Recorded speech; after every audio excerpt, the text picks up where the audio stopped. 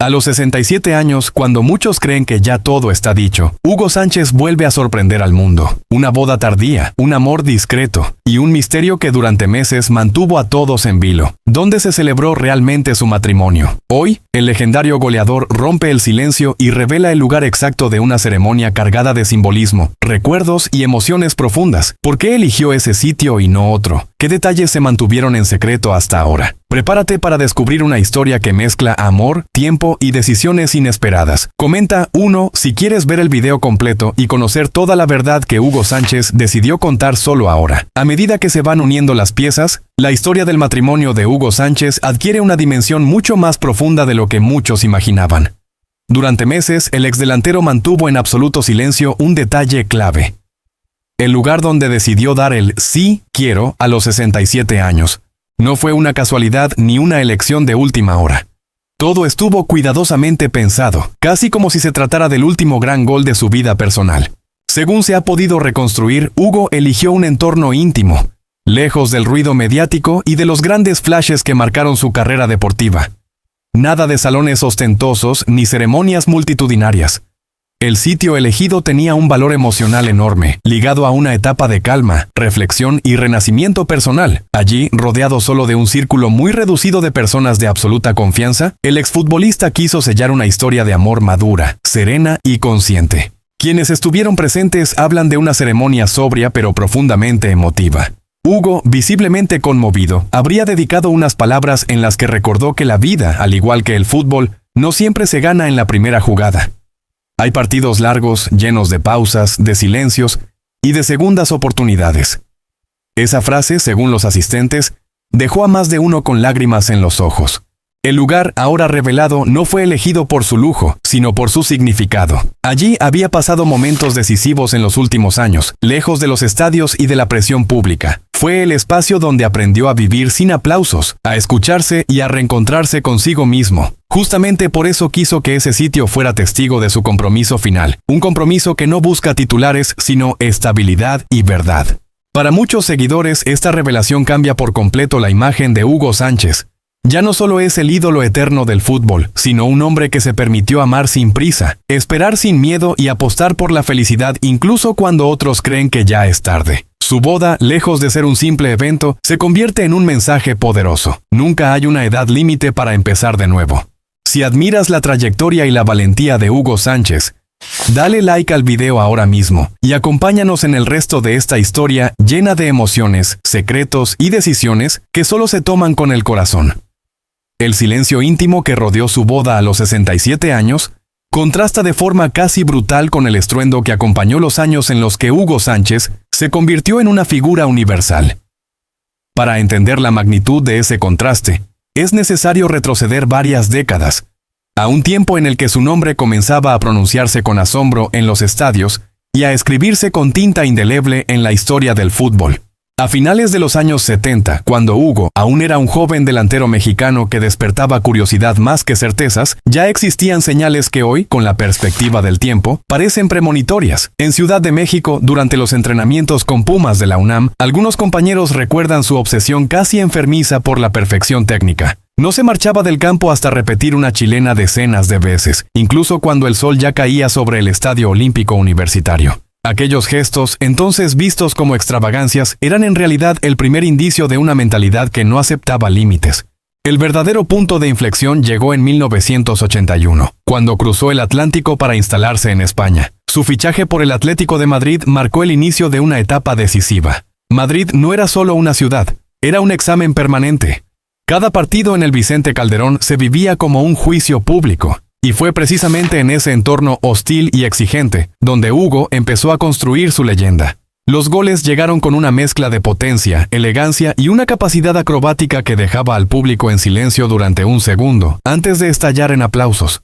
Sin embargo, el momento que selló definitivamente su transformación en estrella llegó en 1985, cuando se produjo su controvertido traspaso al Real Madrid. Aquel verano, en los despachos del club blanco, muchos dudaban. ¿Podría un delantero mexicano soportar la presión del Santiago Bernabéu? Lo que ocurrió después superó cualquier expectativa. Desde los primeros partidos de la temporada 1985-1986, Hugo demostró que no solo estaba preparado, sino que había nacido para ese escenario.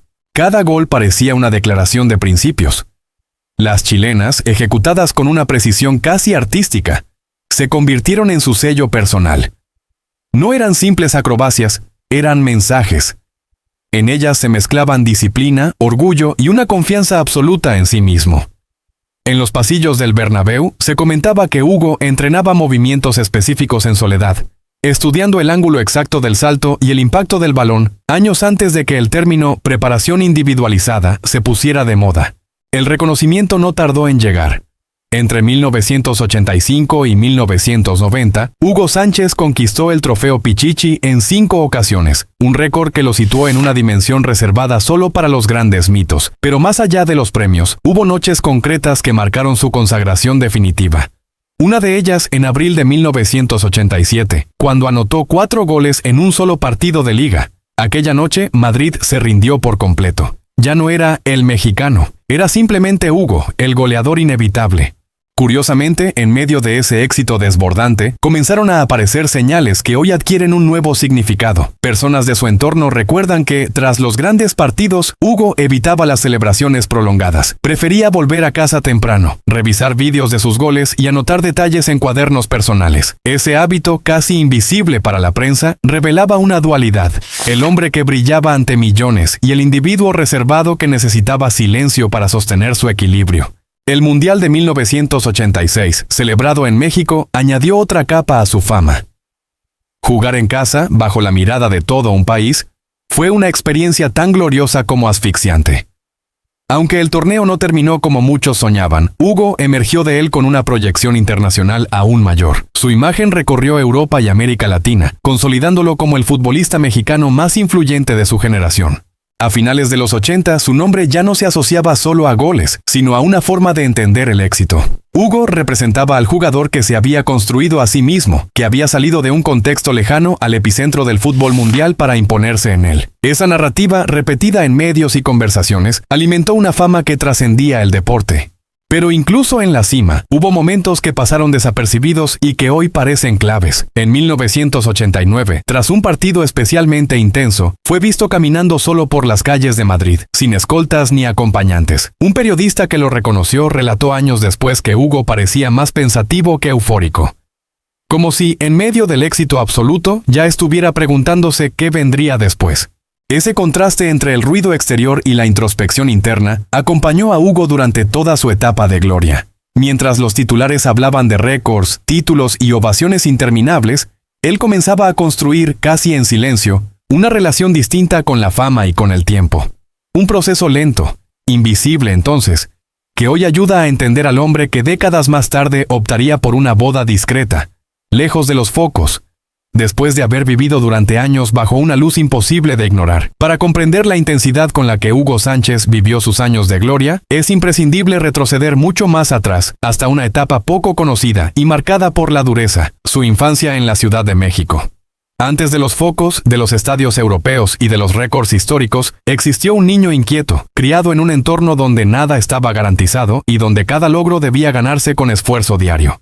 Hugo nació el 11 de julio de 1958 en una capital mexicana que atravesaba profundos contrastes sociales. Mientras el país intentaba proyectar modernidad, muchos barrios vivían aún entre carencias, ruido constante y una lucha silenciosa por salir adelante. Su familia no pertenecía a la élite ni al mundo del deporte profesional. El fútbol no era un camino asegurado, sino apenas un sueño frágil que competía con la necesidad de estabilidad y disciplina. Desde muy pequeño, Hugo mostró una energía inagotable. En las calles cercanas a su hogar, improvisaba partidos con balones gastados, muchas veces desinflados, usando mochilas o piedras como porterías. Vecinos de la época recuerdan que no jugaba solo para divertirse. Se enfadaba si perdía, repetía jugadas una y otra vez y exigía a otros niños una intensidad poco habitual para su edad. Aquella obsesión temprana, que algunos adultos consideraban exagerada, sería más tarde una de las claves de su mentalidad competitiva. La figura paterna tuvo un peso decisivo en su formación. Su padre, consciente de las dificultades de la vida, insistía en la importancia del estudio y la disciplina. El deporte debía ser un complemento, nunca una excusa para descuidar la educación. Durante años, Hugo compaginó entrenamientos con largas jornadas escolares, aprendiendo desde niño a gestionar el cansancio y la frustración.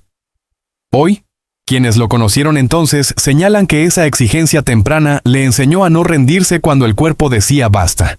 A finales de los años 60 y principios de los 70, México vivía una etapa socialmente convulsa. En ese contexto, el joven Hugo encontró en el fútbol una vía de escape, pero también un espacio de autoafirmación. Su ingreso en las categorías inferiores de los Pumas de la UNAM no fue inmediato ni sencillo. En las primeras pruebas, algunos entrenadores dudaron de su físico y de su estilo poco convencional. No era el delantero clásico. Saltaba demasiado, intentaba remates acrobáticos que parecían innecesarios. Sin embargo, había algo que llamaba la atención: su determinación. Durante los entrenamientos en el Estadio Olímpico Universitario, mientras otros chicos se marchaban al terminar la sesión, Hugo se quedaba practicando en soledad. Se colgaba de las porterías, ensayaba saltos, caídas y giros, sin saber aún que estaba moldeando el gesto que más tarde lo haría famoso. Aquellas chilenas improvisadas no eran un espectáculo, sino un ejercicio casi intuitivo, nacido de la necesidad de destacar en un entorno competitivo. La adolescencia no fue una etapa cómoda. Hubo momentos de duda, especialmente cuando las exigencias académicas aumentaron y el futuro deportivo seguía siendo incierto. En más de una ocasión, su entorno le sugirió centrarse exclusivamente en los estudios. Sin embargo, Hugo parecía impulsado por una convicción interna difícil de explicar. No hablaba mucho de sus sueños, pero actuaba como si tuviera una meta clara, aunque todavía invisible para los demás. Un episodio poco conocido ocurrió a mediados de los años 70. Cuando una lesión menor estuvo a punto de apartarlo temporalmente del fútbol. Para muchos jóvenes habría sido una excusa para abandonar. En su caso fue todo lo contrario. Aprovechó ese periodo para observar, analizar partidos y estudiar movimientos de delanteros históricos. Años después, algunos excompañeros revelarían que ya entonces hablaba del fútbol como si fuera una ciencia exacta, no solo un juego. La presión económica tampoco estuvo ausente. Los desplazamientos a entrenamientos, el material deportivo y el tiempo invertido suponían un esfuerzo para la familia.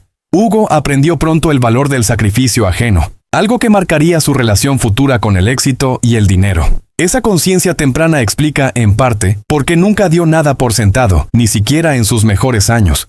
Cuando finalmente logró consolidarse en Pumas, a finales de la década de 1970, muchos interpretaron su ascenso como algo repentino, pero la realidad era muy distinta. Detrás de ese debut había más de una década de constancia silenciosa, de madrugadas, de entrenamientos invisibles y de una infancia que lo había obligado a madurar antes de tiempo. Hoy, al revisar esos primeros años con la distancia que da el tiempo, emergen señales claras de lo que vendría después: la soledad asumida como parte del camino, la autoexigencia extrema y la necesidad de controlar cada detalle. Rasgos que, en su niñez, eran simplemente mecanismos de supervivencia, pero que más tarde se transformarían en la base de un carácter ganador, capaz de imponerse en los escenarios más exigentes del fútbol mundial. La dureza de la infancia y la exigencia extrema que marcó sus primeros pasos explican en gran medida la manera en que Hugo Sánchez construyó su vida personal lejos de los estadios. Mientras el mundo lo observaba como ídolo, goleador y símbolo del éxito, en el ámbito íntimo, Hugo fue siempre un hombre más reservado, casi hermético, especialmente cuando se trataba de su familia, de sus padres y, con el paso del tiempo, de sus hijos.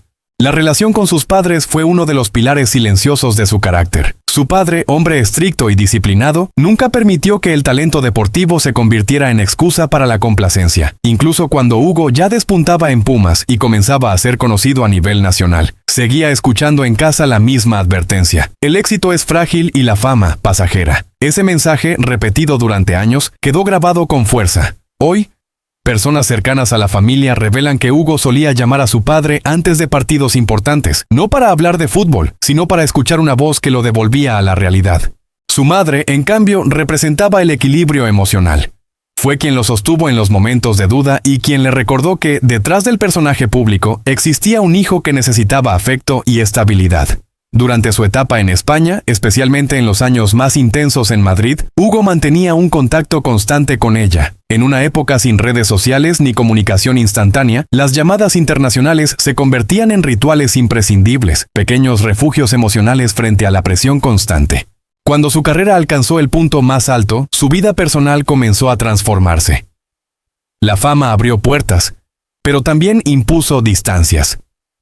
Hugo aprendió pronto que no todos los vínculos eran genuinos. Ese aprendizaje marcó profundamente su forma de relacionarse sentimentalmente. Sus parejas siempre permanecieron, en la medida de lo posible, alejadas del foco mediático. No por desconfianza, sino por una necesidad casi obsesiva de proteger su espacio privado. La llegada de los hijos supuso un punto de inflexión. Convertirse en padre despertó en Hugo una sensibilidad distinta, menos visible para el público. Quienes lo trataron en esa etapa aseguran que fue entonces cuando comenzó a cuestionarse el precio real del éxito. Las concentraciones, los viajes constantes y la exposición mediática lo alejaban de momentos cotidianos que él mismo no había tenido en su infancia. Esa ausencia, reconocida años más tarde en círculos cercanos, fue una de las heridas más profundas de su vida personal. Durante los años 90, ya en la recta final de su carrera como jugador y en sus primeros pasos como entrenador, Hugo intentó reorganizar sus prioridades. Vivía entre México y España, alternando compromisos profesionales con estancias familiares más largas. No siempre lo logró. Hubo etapas de distancia emocional, silencios prolongados y decisiones difíciles. Sin embargo, nunca perdió el vínculo con sus hijos, aunque éste se construyera a un ritmo distinto al ideal. Un detalle que apenas trascendió en su momento, pero que hoy cobra relevancia, es su costumbre de escribir cartas personales. En ellas expresaba pensamientos que rara vez verbalizaba. Algunas de esas cartas, según personas de su entorno, estaban dirigidas a sus hijos, escritas durante concentraciones o noches solitarias en hoteles europeos. No eran mensajes grandilocuentes, sino reflexiones sencillas sobre el tiempo, la responsabilidad y el valor de la constancia. Con el paso de los años, la relación con su familia se volvió más consciente.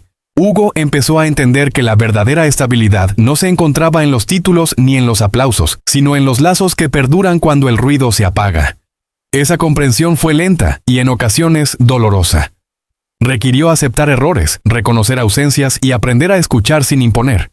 Ya entrado el nuevo milenio, su vida personal se desarrolló con mayor discreción. Residencias alejadas del bullicio, círculos sociales reducidos y una rutina más tranquila marcaron esta etapa. Sus padres, ya mayores, ocuparon nuevamente un lugar central en su vida. Las visitas, las conversaciones largas y los recuerdos compartidos se convirtieron en una forma de reconciliación con el pasado. En cuanto a sus hijos, la relación evolucionó hacia una etapa más madura. Hugo dejó de ser únicamente la figura de autoridad o el mito deportivo para convertirse, poco a poco, en un padre dispuesto a escuchar.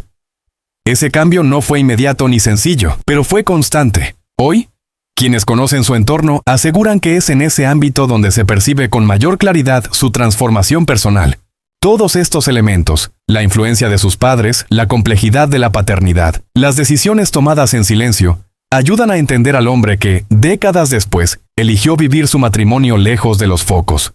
No como una huida, sino como una consecuencia lógica de una vida en la que lo íntimo siempre luchó por sobrevivir frente a lo extraordinario. La elección de una vida más discreta y centrada en lo esencial no fue solo una decisión emocional. Con el paso del tiempo, la salud se convirtió en un factor determinante en la manera en que Hugo Sánchez reorganizó su día a día. Hoy, lejos del ritmo vertiginoso de los estadios y de las concentraciones interminables, su estado físico y mental refleja las huellas de una carrera llevada siempre al límite, pero también una etapa de mayor conciencia y cuidado personal.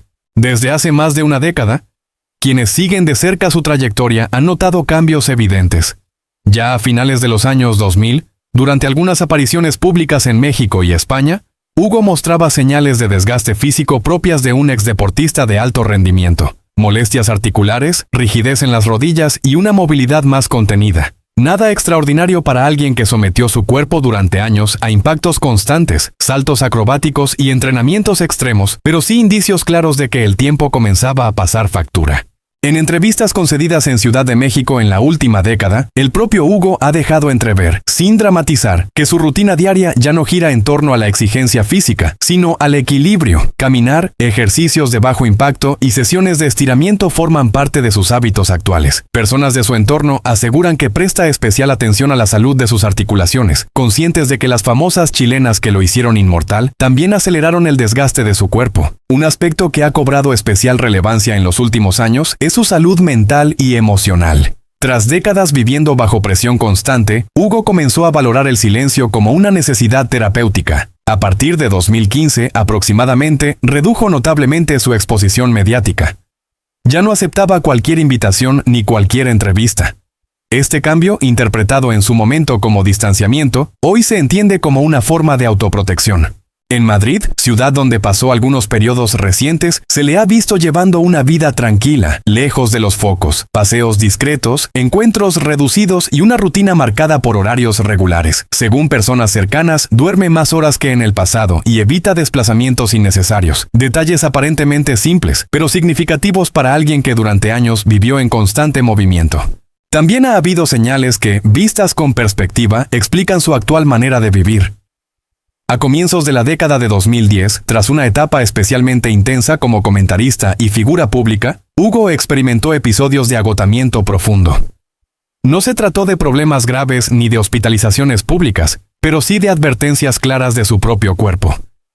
Fue entonces cuando empezó a priorizar chequeos médicos periódicos y a seguir recomendaciones más estrictas sobre alimentación y descanso. La dieta es otro punto clave. Quienes comparten su intimidad aseguran que hoy mantiene una alimentación mucho más controlada, basada en productos frescos y evitando excesos. Lejos quedaron los años en los que las cenas tardías y los viajes constantes alteraban cualquier rutina. Esta disciplina alimentaria no responde a una obsesión, sino a la necesidad de conservar energía y estabilidad a largo plazo. En cuanto a su estado general en la actualidad, Hugo se mantiene lúcido, activo intelectualmente y con una actitud reflexiva. No hay señales de deterioro cognitivo ni de problemas graves de salud, pero sí una clara aceptación de los límites que impone la edad. En apariciones recientes, su discurso se muestra más pausado, menos impulsivo, como si cada palabra estuviera cuidadosamente medida. Ese cambio, para muchos, es el reflejo de alguien que ha aprendido a escucharse. Otro elemento poco conocido es su relación con la medicina preventiva. Desde hace años sigue controles médicos regulares tanto en México como en España, dependiendo de dónde se encuentre. Esta doble referencia médica le permite comparar criterios y mantenerse informado. No se trata de desconfianza, sino de una mentalidad analítica que siempre lo caracterizó, incluso cuando era jugador. En el plano emocional, su estado de salud está estrechamente ligado a su entorno personal. La estabilidad afectiva que ha construido en esta etapa tardía de su vida parece haber tenido un impacto positivo en su bienestar general. Menos estrés, menos exposición y más control sobre su tiempo han reducido tensiones que durante años fueron inevitables. Todo indica que Hugo vive hoy en una fase de vigilancia constante, pero serena, consciente de que su cuerpo ya no responde como antes, pero también agradecido de haber llegado a esta etapa con autonomía y claridad mental. No hay dramatismo en su presente, sino una adaptación progresiva, casi silenciosa, a una nueva forma de estar en el mundo. Una forma que, sin anuncios ni titulares, revela a un hombre que aprendió, quizá tarde, que cuidar la salud también es una manera de honrar la vida que ha vivido. El cuidado silencioso de su salud y la vida más pausada que eligió en los últimos años no surgieron de la nada. Son el resultado de una trayectoria vital intensa, llena de giros, decisiones arriesgadas y episodios que, durante mucho tiempo, permanecieron fuera del relato oficial. La vida de Hugo Sánchez no se entiende solo por los goles o los títulos, sino por una sucesión de etapas en las que cada elección tuvo un precio, a veces invisible en su momento.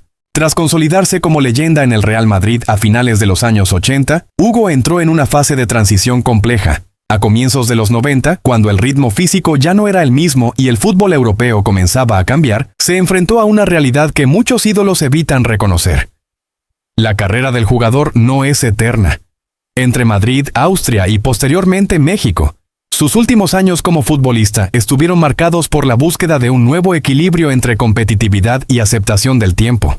En 1997, ya retirado como jugador, decidió no alejarse del fútbol. La transición hacia los banquillos parecía natural, pero no fue sencilla. Su carácter exigente, forjado en años de autoexigencia extrema, chocó en más de una ocasión con vestuarios jóvenes y directivas impacientes. Como entrenador, vivió etapas de ilusión y otras de frustración, especialmente en México, donde la presión mediática era distinta pero igual de intensa. En clubes y selecciones, Hugo intentó trasladar su filosofía: disciplina absoluta, responsabilidad individual y respeto por el trabajo silencioso. No siempre fue comprendido. Durante los primeros años del nuevo milenio, su figura pública atravesó un periodo ambiguo. Seguía siendo un referente, pero ya no ocupaba el centro del escenario. Fue entonces cuando comenzaron a aparecer señales de introspección más profunda. En entrevistas de aquella época, realizadas en Ciudad de México y Madrid, su discurso se volvió más reflexivo, menos centrado en logros pasados y más en procesos, errores y aprendizajes. Esa evolución verbal anticipaba un cambio interior que aún no era evidente para el gran público. A nivel personal, esos años estuvieron marcados por reajustes importantes, cambios de residencia, redefinición de prioridades y una relación distinta con el reconocimiento público. Hugo empezó a seleccionar cuidadosamente sus apariciones, rechazando propuestas que antes habría aceptado sin dudar. Este comportamiento, interpretado por algunos como distanciamiento, era en realidad una forma de protección frente a un entorno que durante décadas lo había exigido todo. Un aspecto poco conocido de esta etapa es su dedicación al estudio del fútbol desde una perspectiva más teórica. Lejos de los focos, dedicó tiempo a analizar tendencias tácticas, metodologías de entrenamiento y la evolución del juego moderno. Personas cercanas aseguran que pasaba horas revisando partidos antiguos y actuales, comparando ritmos, espacios y roles. No se trataba de nostalgia, sino de una necesidad intelectual de comprender el deporte más allá de su experiencia personal. Con el paso de los años, su vida se fue repartiendo entre México y España, dos lugares que marcaron profundamente su identidad. En México mantenía el vínculo emocional con sus raíces. En España, especialmente en Madrid, encontraba un espacio de memoria y reconocimiento silencioso. Caminar por ciertas zonas, entrar en estadios vacíos o visitar antiguos lugares de entrenamiento se convirtió en una especie de ritual privado, casi terapéutico. A partir de la década de 2010, su relación con el tiempo cambió de manera definitiva. Ya no se trataba de demostrar nada, sino de comprenderlo todo. Hugo comenzó a hablar, en círculos reducidos, de la importancia de cerrar etapas sin resentimiento. Reconocía por primera vez que algunas decisiones tomadas en el pasado tuvieron consecuencias personales difíciles, pero también aceptaba que sin ellas no habría construido la vida que hoy tenía. Este proceso de reconciliación interna coincidió con una etapa de mayor estabilidad emocional. Lejos del ruido constante, empezó a valorar aspectos cotidianos que antes pasaban desapercibidos. Rutinas simples, conversaciones largas, silencios compartidos.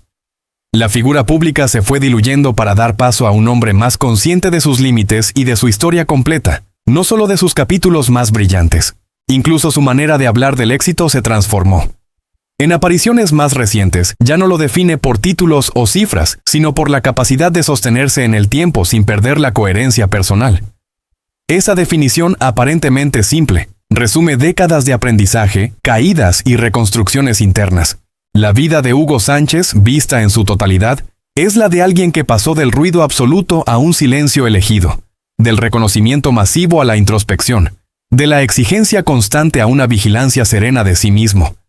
Cada etapa dejó huellas visibles e invisibles, señales que solo ahora, con la distancia adecuada, comienzan a encajar como partes de una misma historia que nunca fue lineal, pero sí profundamente humana. Esa transición hacia una vida más reflexiva no significó un retiro completo del mundo, sino una redefinición del lugar que Hugo Sánchez decidió ocupar en él. A partir de la segunda mitad de la década de 2010, su presencia pública adoptó un tono distinto, menos frecuente, más selectiva y sobre todo más consciente. Cada aparición parecía responder a un propósito específico, no a la inercia de la fama. En Ciudad de México, por ejemplo, comenzó a participar en encuentros privados vinculados a la formación deportiva y al liderazgo. No se trataba de grandes conferencias televisadas, sino de charlas cerradas con jóvenes futbolistas, entrenadores y estudiantes de educación física. En esos espacios, Hugo hablaba menos de goles memorables y más de gestión emocional, de la presión invisible que acompaña al éxito y de la soledad que muchos experimentan cuando los aplausos se apagan. Ese discurso, poco habitual en él años atrás, sorprendió incluso a quienes lo habían seguido durante décadas.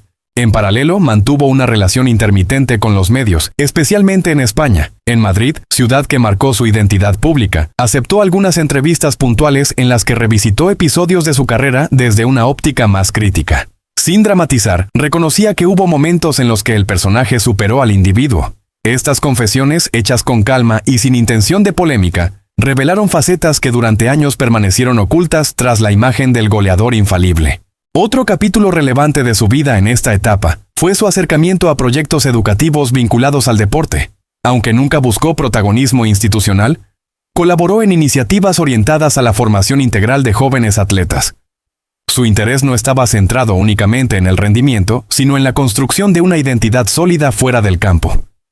Quienes trabajaron con él señalan que insistía en la importancia de preparar una vida después del fútbol, algo que él mismo tuvo que aprender con el tiempo. A nivel personal, esta fase estuvo marcada por una relación distinta con la memoria. Hugo comenzó a ordenar archivos, recortes de prensa y grabaciones antiguas. No con nostalgia, sino con una necesidad de comprender su propio recorrido. Este proceso, realizado en espacios privados tanto en México como en España, fue interpretado por su entorno como una forma de reconciliación con su pasado público. Revisar victorias, derrotas y controversias le permitió integrar todas esas experiencias en un relato más completo y menos fragmentado. También se produjo un cambio en su manera de relacionarse con el reconocimiento. Lejos de buscar homenajes constantes, prefería actos discretos, casi íntimos. Cuando aceptaba algún reconocimiento, lo hacía con discursos breves, centrados en el trabajo colectivo y en las personas que lo acompañaron en distintas etapas. Este enfoque contrastaba con la imagen de seguridad absoluta que proyectaba en su juventud y mostraba a un hombre más atento a los matices. En los últimos años, su vida cotidiana se organizó alrededor de rutinas estables, residencias alternadas, tiempos de descanso bien definidos y un círculo social reducido marcaron esta etapa. Las grandes decisiones ya no se tomaban bajo presión, sino tras periodos prolongados de reflexión. Ese ritmo pausado permitió que afloraran intereses que antes quedaban relegados: la lectura, el análisis deportivo sin urgencia y conversaciones largas con personas de confianza. Un detalle que apenas trascendió públicamente, pero que resulta revelador, es su interés creciente por la historia del fútbol latinoamericano. En encuentros privados, Hugo se mostró especialmente interesado en comprender cómo las generaciones actuales interpretan el legado de figuras pasadas, no desde una posición de autoridad, sino desde la curiosidad. Esta actitud evidenciaba un desplazamiento interno, de protagonista a observador activo. La vida de Hugo Sánchez, en esta etapa, se construyó a partir de capas superpuestas.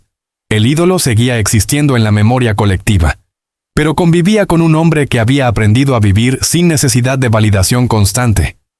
Las decisiones tomadas en silencio, los cambios graduales y las señales sutiles de transformación revelan una trayectoria que continuó evolucionando, incluso cuando muchos pensaban que ya estaba completamente escrita. Ese rol más discreto, casi de observador atento, no significó en ningún momento una retirada interior. Al contrario, fue el inicio de una nueva etapa vital en la que Hugo Sánchez comenzó a reinterpretar su propia historia desde una posición inédita. La del hombre que ya no compite, pero que sigue leyendo el mundo con la misma intensidad que antes le dedicaba al fútbol. A partir de 2018, su agenda empezó a organizarse de manera muy distinta. Los viajes ya no respondían a contratos ni a compromisos mediáticos, sino a decisiones personales. Madrid y Ciudad de México siguieron siendo ejes fundamentales, pero aparecieron también estancias prolongadas en lugares más tranquilos, alejados del circuito habitual de celebridades. En esos espacios, según personas cercanas, Hugo encontraba algo que durante años le fue esquivo: continuidad emocional. No había prisa, no había urgencia por llegar a ningún sitio. En encuentros privados comenzó a hablar con mayor libertad de etapas que antes evitaba mencionar. Reconocía, por ejemplo, que durante muchos años confundió control con fortaleza. En su juventud y madurez deportiva, controlar cada detalle era una necesidad casi vital. Con el tiempo, empezó a entender que esa rigidez también le había robado espontaneidad y, en algunos momentos, cercanía humana. Estas reflexiones no aparecieron de golpe. Fueron emergiendo lentamente, como piezas que solo encajan cuando el ruido externo disminuye. Su relación con el pasado deportivo también cambió. Ya no revisaba partidos para analizar errores o aciertos técnicos, sino para observar actitudes, gestos, silencios. En grabaciones antiguas se detenía en instantes que antes le parecían irrelevantes: una mirada al suelo tras un gol, una celebración contenida, un instante de aislamiento en medio del estadio lleno. Hoy, esos detalles adquieren un nuevo significado. Eran señales tempranas de una personalidad que siempre necesitó espacios propios, incluso en la cima del reconocimiento. En este periodo, Hugo también empezó a ser más selectivo con las personas que lo rodeaban. Viejas amistades reaparecieron, no desde la nostalgia, sino desde una comprensión mutua más madura. Hubo conversaciones pendientes que finalmente se produjeron, sin reproches, pero con una honestidad que antes resultaba impensable. Este proceso de depuración emocional fue silencioso, casi invisible para el exterior, pero determinante en su equilibrio actual. Otro aspecto que se transformó fue su relación con la imagen pública. Durante décadas, su figura estuvo asociada a una narrativa de éxito ininterrumpido. En esta nueva etapa, Hugo permitió que convivieran versiones distintas de sí mismo. El ídolo, el entrenador discutido, el analista crítico y el hombre que admite dudas. Esa coexistencia no buscaba corregir el pasado, sino integrarlo. Ya no había necesidad de sostener un relato único. En algunos foros especializados comenzó a reflexionar sobre el concepto de legado, no en términos de trofeos o estadísticas, sino de impacto humano. Se preguntaba qué queda cuando la memoria colectiva se fragmenta y las nuevas generaciones construyen sus propios referentes. Esta inquietud no nacía del miedo al olvido, sino del deseo de comprender su lugar real en una historia que sigue avanzando. A nivel cotidiano, su vida se estructuró alrededor de